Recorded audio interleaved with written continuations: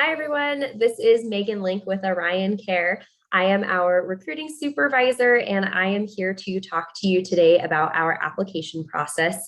If you were able to tune in a couple of weeks ago, I went over how to create and edit a resume, so that way you could confidently come into this next step of our process, which is to submit your application.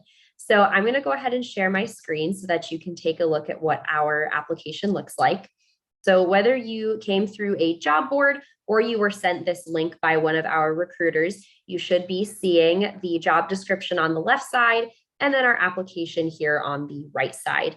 If you are on a mobile device, you should be able to scroll down past the job description so that you can see the quick apply section. So I've already filled out all of my testing application information, just so you can get a general idea of what it's going to look like. So once you fill out your first and last name, your email address, your phone number, and then agree to the terms and conditions by MITCOM, which is our application portal, you can go ahead and hit apply for this position. Here you have the option to apply with or without a resume. We do recommend that you apply with a resume, especially if you were able to watch that video and create one on your own. But if you don't have a resume at this time, that is okay. You can go ahead and just hit no thanks and continue straight on to the rest of the application. Here, it's going to ask you for your mailing address. So I'm going to go ahead and just put in a test address here. And hit save and continue. All right, so it's going to auto log you into your application. So just make sure that all of the information that you did input is correct. Make sure that you didn't miss a number in your phone number, you didn't spell your email wrong, you are good to go. Go ahead and hit save. And then you're going to go ahead and choose a password. So my password is going to just be my password. All right, and then I'll go ahead and save. Perfect. All right, so here you're going to see the instructions for the application. So go ahead and read through that and hit proceed to next step. All of these job questions are going to be just the initial job questions that will get sent to our recruiting team so that we can get a quick glimpse of who you are. So go ahead and fill all of that out. Here is the chance to upload your resume in case you accidentally hit no thanks, but you do in fact want to upload your resume. You can go ahead and do that here. I'm going to choose not to submit at this time. And then here we have the voluntary disclosure forms. So this is in regards to gender, your ethnicity, if you're a veteran, or if you have any disabilities.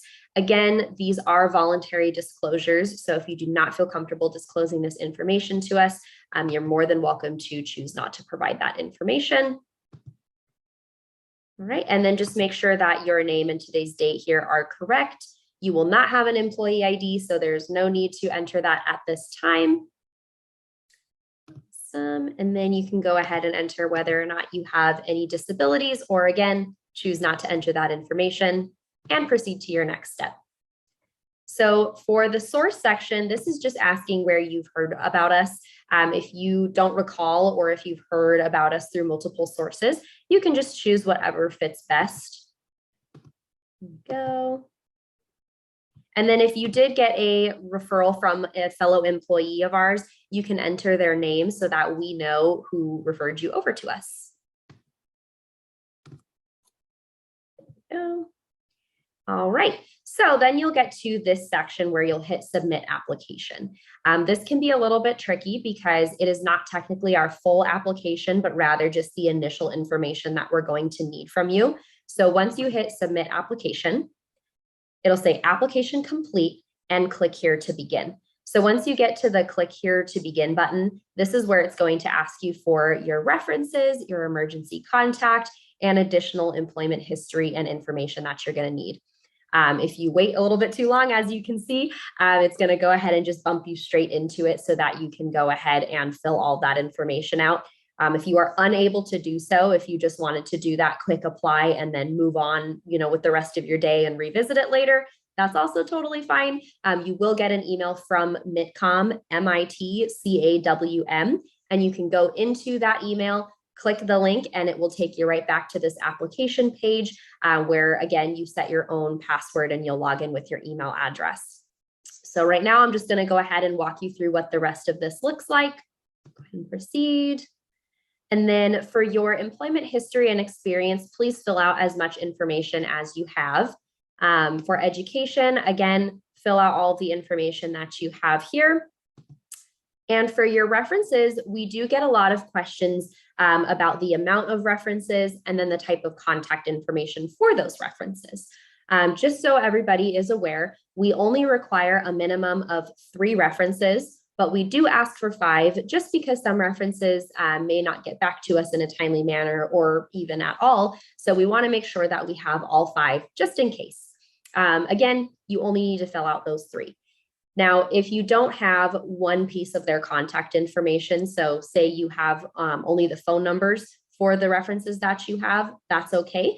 You can either input your own email address or you can just zero it out like that. This also goes for the other 2 references. So if you only have the 3, you can just put zeros for all of this, and then it will go ahead and let you proceed to the next step, which is the additional questions section. So for this, we do require an emergency contact for safety reasons. So you can go ahead and fill all of that out.